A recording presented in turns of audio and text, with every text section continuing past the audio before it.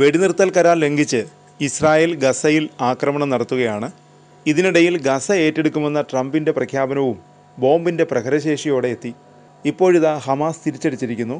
കഴിഞ്ഞ ദിവസം ഗസയിൽ ഇസ്രായേൽ നടത്തിയ വ്യോമാക്രമണത്തിന് ചുട്ട മറുപടിയാണ് ഹമാസ് നൽകിയിരിക്കുന്നതെന്നാണ് മാധ്യമങ്ങൾ റിപ്പോർട്ട് ചെയ്യുന്നത്. ഇസ്രായേലിൽ കാർ ബോംബ് സ്ഫോടനം നടത്തിയെന്ന റിപ്പോർട്ടാണ് പുറത്തു വരുന്നത്. ഹമാസ് ആണ് സ്ഫോടനത്തിന് പിന്നിലെന്നാണ് റിപ്പോർട്ട്. മാത്രമല്ല, വെടിവയ്പ് നടന്നു. ഇസ്രായേൽ നഗരങ്ങളെ ലക്ഷ്യമിട്ടാണ് ഹമാസിൻ്റെ ആക്രമണം. ഇസ്രായേൽ നഗരമായ തെയ്ബയിൽ ഉണ്ടായ കാർ ബോംബ് സ്ഫോടനത്തിൽ 40 വയസ്സുകാരൻ കൊല്ലപ്പെട്ടതായി ഇസ്രായേൽ പോലീസ് അറിയിച്ചു. സ്ഫോടനത്തിൽ 2 പേർക്ക് നിസാര പരിക്കേറ്റതായും ടൈംസ് ഓഫ് ഇസ്രായേൽ റിപ്പോർട്ട് ചെയ്യുന്നു. തലസ്ഥാനമായ ടെലവീവിൽ നിന്ന് 15 കിലോമീറ്റർ അകലെ ലോഡ് നഗരത്തിലാണ് വെടിവയ്പുണ്ടായത്. ആക്രമണത്തിൽ 20 വയസ്സുകാരനാണ് കൊല്ലപ്പെട്ടത്.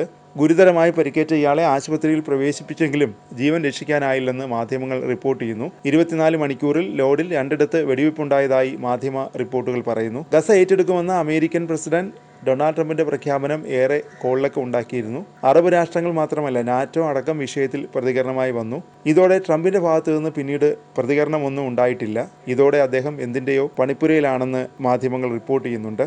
അതിനിടെ ചുവടുമാറ്റി ഇസ്രായേൽ രംഗത്ത് വന്നിരിക്കുന്നു. ഗസയെ തർക്കഭൂമിയായി നിലനിർത്തുകയാണ് ഇസ്രായേലിന്റെ ലക്ഷ്യം. മാത്രമല്ല, വെസ്റ്റ് ബാങ്കിൽ ജൂത കുടിയേറ്റം വ്യാപിപ്പിക്കാൻ ഒരുങ്ങുകയാണെന്ന റിപ്പോർട്ടും പുറത്തു വരുന്നുണ്ട്. ജൂത കുടിയേറ്റക്കാർക്ക് 1000-ഓളം പുതിയ വീടുകൾ നിർമ്മിക്കാനാണ് ശ്രമം. ദുരാഷ്ട്രവാദം ഉയർത്തുന്ന ഇസ്രായേലിലെ പീസ് നൗ ഏജൻസിയാണ് ഇത് സംബന്ധിച്ച റിപ്പോർട്ട് പുറത്തുവിട്ടത്. ഇഫ്രാത്ത് കുടിയേറ്റ ജനസംഖ്യ 40% വർദ്ധിപ്പിക്കാനും പലസ്തീൻ നഗരമായ ബത്ലഹേമിന്റെ വികസനം തടയാനും ലക്ഷ്യമിട്ടാണ് പദ്ധതിയെന്നാണ് ഇവരുടെ ആരോപണം. കരാർ നൽകുകയും അനുമതി നൽകുകയും ചെയ്തതോടെ വീടുകളുടെ നിർമ്മാണത്തിന് തുടക്കമാകുമെന്ന് പീസ് നൗ ഏജൻസിയുടെ കുടിയേറ്റ പ്രവർത്തനം നിരീക്ഷിക്കുന്ന സംഘത്തിന്റെ തലവനും വ്യക്തമാക്കിയിട്ടുണ്ട്. കരാർ നൽകുന്നതിനും പെർമിറ്റ് അനുവദിക്കുന്നതിനും 1 വർഷത്തോളം എടുക്കുമെന്നാണ് സൂചന. ബന്ദികളെ മോചിപ്പിക്കാനും യുദ്ധം അവസാനിപ്പിക്കാനും ഇസ്രായേൽ ജനത ആഗ്രഹിക്കുമ്പോൾ സമാധാനവും വിട്ടുവീഴ്ചയ്ക്കുമുള്ള അവസരവും ഇല്ലാതാക്കുന്ന നീക്കമാണ് നെതന്യാഹു സർക്കാർ നടത്തുന്നതെന്ന് പീസ് നൗ ആരോപിച്ചു. വെസ്റ്റ് ബാങ്കിൽ ഇതിനകം 100-ലേറെ കുടിയേറ്റ മേഖലകൾ ഇസ്രായേൽ നിർമ്മിച്ചിട്ടുണ്ട്. ചെറിയ ടൗണുകളും ഭവന സമുച്ചയങ്ങളും ഷോപ്പിംഗ് മാളുകളും പാർക്കുകളും ഉൾപ്പെടുന്നതാണ്